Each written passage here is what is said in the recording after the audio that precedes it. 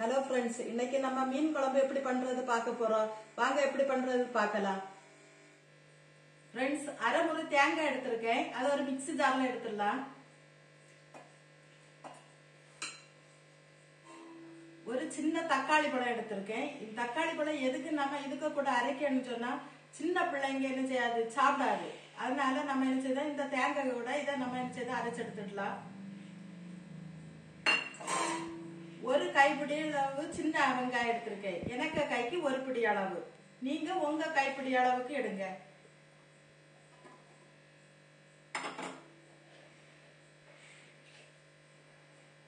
ரெண்டு ஸ்பூன் வத்தல் பொடி,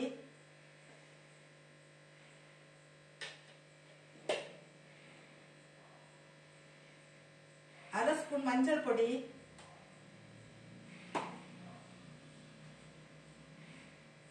ரெண்டு ஸ்பூன் மல்லி பொடி. இந்த மல்லி பொடிக்க கூட நான் இந்த எண்ணெயில அரைச்சிருக்கேன்னு சொன்னா மல்லி, அப்புறமா வெந்தயம், ஓமம், கருவேப்பிலை இதெல்லாம் நான் வறுத்து இது கூட அரைச்சு வச்சிருக்கேன். அதுக்கப்புறமா ஒரு ஸ்பூன் ஜீரகம் போடணும். இது இவ்வளவுத்தையும் நம்ம இப்ப என்ன செய்ய போறோம், மிக்ஸி ஜார்ல எடுத்துட்டோம். இதை நம்ம என்ன செய்ய போறோம், நம்ம அரைச்சு எடுத்துக்கலாம்.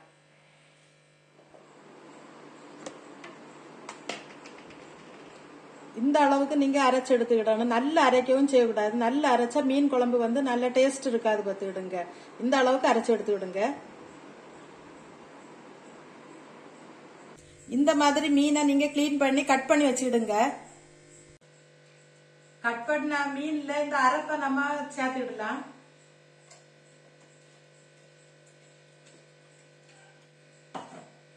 சேர்த்துட்டு கொஞ்சம் போல உப்பு, நான் கல் உப்பு போடேன்.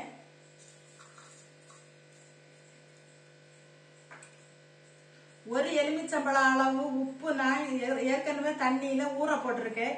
அதை நல்லா பிசைஞ்சு இது கூட நம்ம சேர்த்துக்கிடலாம்.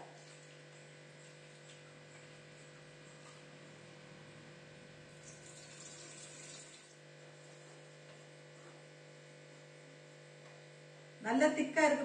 பாத்துறீங்களா?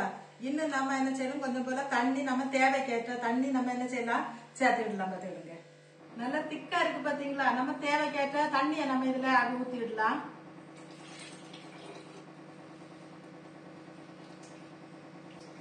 நாலு பேருக்கு இது போதுமானது. இனி நம்ம என்ன செய்யலாம், அடுப்பை பத்த வச்சு இதை நம்ம என்ன செய்யணும், மீன் குழம்பு நம்ம வைக்க வேண்டியது. அடுப்புல வச்சு நம்ம இதை ரெடி பண்ண வேண்டியதுதான். பார்த்துக்கிடுங்க.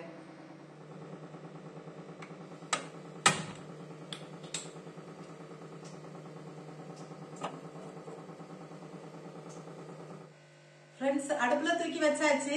இனி நம்ம இந்த காய்ச்சதுக்கு அப்புறம் இறக்க வேண்டியதுதான். இப்ப மூடி வச்சுக்கிடலாம்.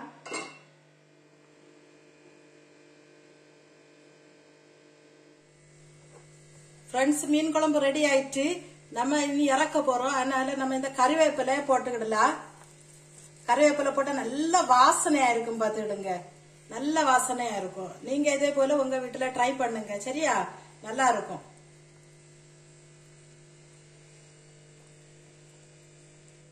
ஃப்ரெண்ட்ஸ், மீன் குழம்பு ரெடி ஆயிடுச்சு. இதே போல நீங்களும் உங்க வீட்டுல செய்து பாருங்க. செய்து பார்த்து சாப்பிடுங்க. சாப்பிட்டுட்டு எப்படி இருக்குன்னு சொல்லி எனக்கு கமெண்ட்ல சொல்லுங்க.